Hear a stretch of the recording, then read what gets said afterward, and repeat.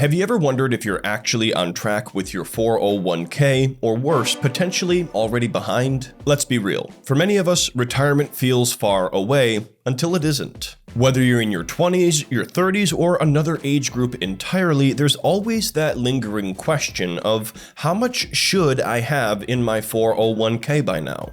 In this video, I'll be breaking this down for you with updated numbers for 2025. But first, I have to cover something very important. These aren't hard rules, they're loose guidelines because everyone's situation is going to be different. So don't get discouraged if you find out that you are behind, for example, based on these guidelines because your situation is unique to you. But knowing roughly where you stand can give you the clarity and potentially even the motivation you need to stay on top of your retirement investing habits. And look, maybe you'll find out that you're way ahead of the game too. Either way, kudos to you for asking the important question. Also, I do have to mention that I am not a financial advisor, and this isn't any kind of personalized financial advice.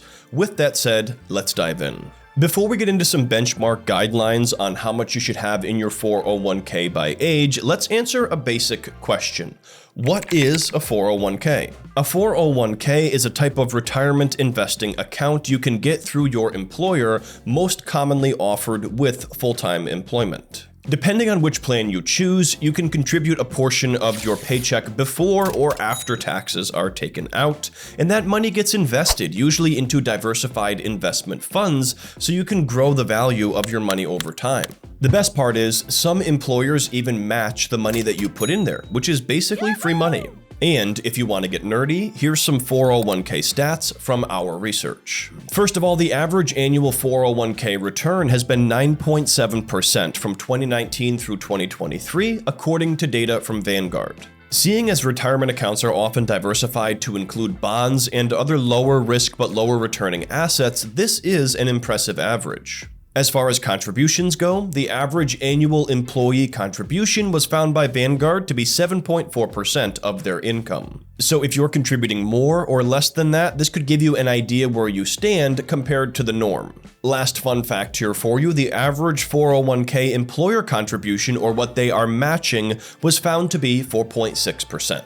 Now, let's see what the recommendation is for how much you should have stashed away in your 401k by age. And real quick, do me a favor and hit the red subscribe button. We're going to turn to Fidelity for the latest insights into the retirement industry, specifically looking at the Building Financial Futures Q1 2025 report. This is going to show us the average 401k balance broken up into major generational demographics, because the first thing to consider here is how you compare to the average. For Gen Z, which includes anyone born from 1997 to 2012, the average is $13,900. So if you happen to be in this age group with more than that amount stashed away, you're already ahead of the game. The average 401k balance goes up to $66,800 for millennials born between 1981 and 1996, which is a pretty big jump from the previous generation.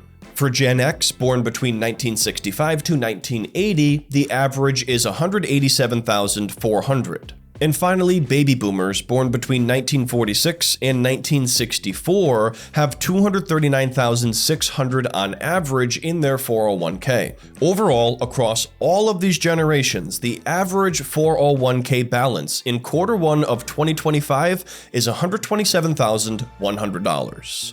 Remember though that these numbers are the averages, so many people are going to be higher or lower than the numbers presented. Now that we know what the average numbers are, let's take a look at what's recommended when it comes to how much you should have in your 401k by specific age. So how much do you actually need to retire? Well, that's going to come down to a lot of individual factors, such as what age you want for retirement, what you want to do in retirement, and where you want to live. It's also going to depend on external factors too, such as the future rate of inflation. However, there are some recommendations based on your salary if you plan to retire at the typical age of 67. So let's go over an example now using some real numbers. But real quick guys, make sure you subscribe so you don't miss out on my next video. We're going to use the average salary for an adult in the US, which was found to be $69,264 in 2023. So if you're earning that average salary, here's how much you should aim to have saved up in your 401k according to those guidelines that I mentioned. By age 30, you should have about or slightly more than $69,000 saved, and that's equal to your annual salary tucked away.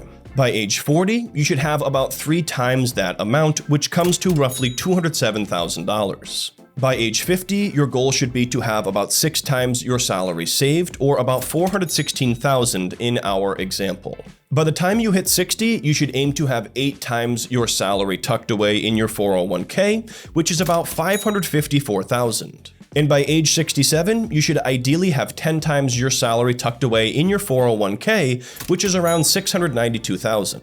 But all of this is based on the average salary. And the thing is, your salary could go up as your career progresses. If you end up making a $100,000 salary, for example, you should aim to save $1 million by the time you are 67 years old. So really, you need to take a look at your salary, possibly what you expect it to be in the future, and do a little bit of simple math here to see whether or not you're actually on track with your 401k. Now, if these numbers seem very high or out of reach, it's important to understand how you can catch up, so let's cover some ideas now. The first step is going to be becoming aware of your financial situation, which is going to be looking at how much you are spending week to week and how much you have saved and invested.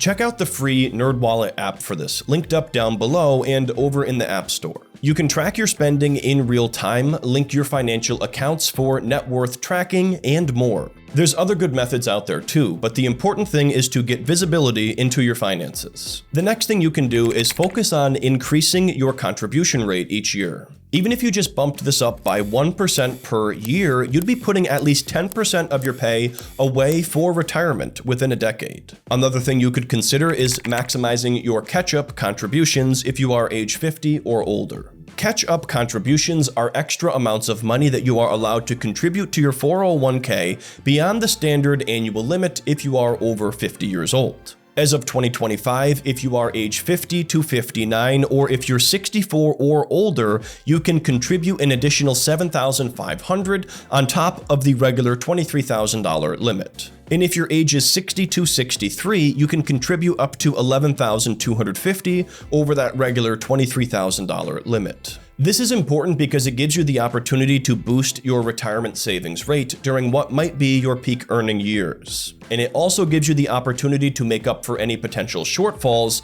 on your previous retirement savings journey. Another way to get a handle on your retirement accounts and what you should be doing is to talk with a financial professional. They're going to be able to tailor a strategy for you that's specific to your situation and goals. You can check out NerdWallet Advisor Match services if you're interested in finding someone to get you going on that. I'm going to include a link for that down in the description below, as well as all other resources mentioned. But I have one question here for you. What is the number one piece of advice that you have for stashing away enough money for retirement? Leave us a comment down below. And while you're down there, don't forget to subscribe, as we're really trying to grow the channel here in 2025 to spread helpful financial content. If you're looking for more, check out my next video here on the 5 beginner investing mistakes to avoid at all costs. We'll see you next time.